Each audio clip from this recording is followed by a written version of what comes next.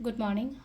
Ngasigi rooms ki reading so happy di ngase rooms ki reading say group 1 group 2 haina khaido se ko group 1 dana hadi karamba symbol lakada ge have the means right group 2 dana karamba symbol lakada ge have the gi symbol du gi matung ina kari guidance lege have the mai yang se ko number 1 ga 2 se dagi ama khaloba hadi kemta keno na tabi da ko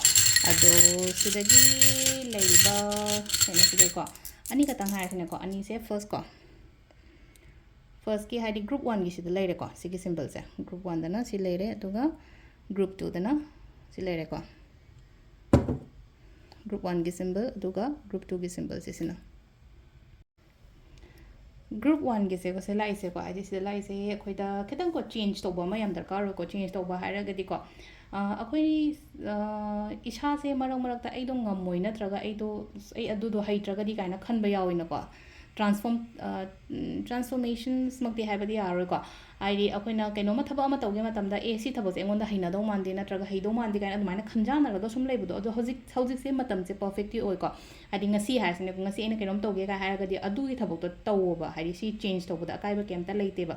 aduga amana mo se leise ko amukka hena ai aware oi gani ba haidi pot mayam se amukka hena khangba amukka hena haijan bani khangde amani khangde ko adumba mayam do haidi sumaina sum tawraga di haidi yamna positivity lakpa oina oi ko pot ama tamba natraga hobo matamda haidi akiba mai shada sum paul gadi kamaina keno tawgani aduduna haidi sometimes haidi comfort level dagi comfort zone dagi thola aga gumba ka haitar ko hobo ba dugi pot mayam do